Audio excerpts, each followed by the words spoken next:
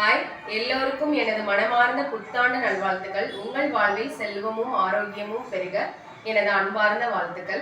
வாங்க நம்ம இன்னைக்கு என்ன சமையல்னு பார்க்கலாம்.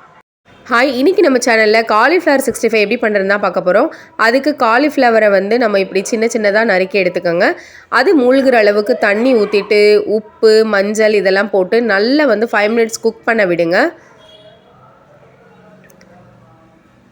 5 மினிட்ஸ் குக் ஆனதும் நம்ம தண்ணி வடித்து எடுத்துக்கிட்டு அதை ஒரு பாத்திரத்தில் மாற்றிக்கோங்க. இப்போ நான் சிக்கன் 65 பொடி தான் யூஸ் பண்ணியிருக்கேன். நீங்கள் எந்த பிராண்ட்னாலும் யூஸ் பண்ணிக்கலாம். அது 10 ருபீஸ் பாக்கெட் ஒரு பாக்கெட் அப்படியே யூஸ் பண்ணியிருக்கேன். இப்போ மாவு கடலை மாவு 1 ஸ்பூன், அரிசி மாவு 2 ஸ்பூன், கார்ன்ஃப்ளவர் மாவு 2 ஸ்பூன், லெமன், உப்பு, இஞ்சி பூண்டு பேஸ்ட்டு இதெல்லாம் போட்டு நல்லா கலந்து விட்டுக்கோங்க. தண்ணி தொளிச்சு பிசைஞ்சு விட்டுக்கோங்க. இப்போ இதை 10 நிமிஷம் அப்படியே விட்டுடலாம். அதுக்கப்புறம் கடாயில் எண்ணெயை ஊற்றி இந்த மாதிரி நல்ல மிதமான சூட்டில் பொரிச்சு எடுங்க. மீடியமில் வச்சு பொரிங்க. இப்போ நம்மளுக்கு சுவையான 65 ரெடி. தேங்க்யூ ஃபார் வாட்சிங்.